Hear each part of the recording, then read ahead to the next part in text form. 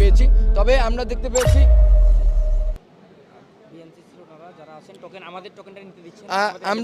আমরা দেখেছি যে আমার যেই ভাই বোনেরা বিএনসিসির দায়িত্বরত আছেন, তা আমাদের কাছে অভিযোগ এসেছে, আমাদের পোলিং এজেন্টরা বলেছে যে তারা ওই একটা নির্দিষ্ট প্যানেলের টোকেন ছাড়া অন্য কোনো টোকেন নিয়ে ঢুকতে দিচ্ছে না।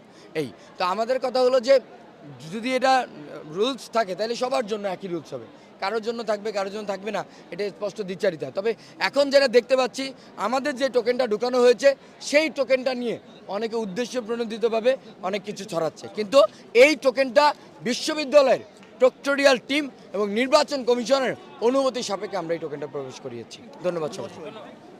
আমাদের নির্বাচন কমিশন থেকে বলা হয়েছে যে আজকে ক্যাম্পাসে কোনো ধরনের কোনো প্রার্থীর টোকেন নাম্বার প্রবেশ করানো যাবে না, কোনোভাবেই না।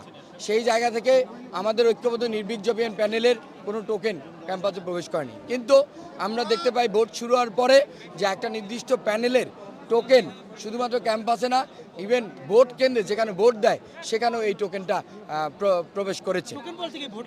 ভোটার নাম্বার একদম পুরো প্যানেলের।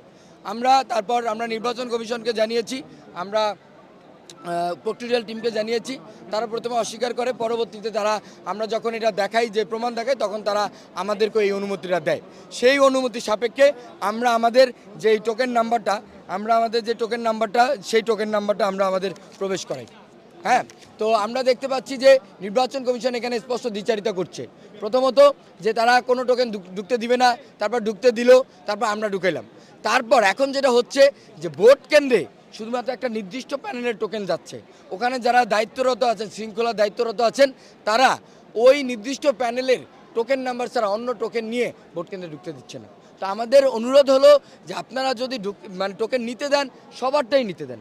যদি টোকেন নিতে না দেন, তাহলে কোনো প্রার্থী কোনো প্যানেলের টোকেন আপনারা নিতে দিবেন না। এবং আমরা এটা একটু আগে আমরা ক্লিয়ার করেছি যে এরকম যদি হয় তাহলে আসলে নির্বাচনের নিরপেক্ষতা নিয়ে প্রশ্ন থেকে যায়। অন্য কোনো আচরণবিধি নিয়ে অভিযোগ আছে? অন্য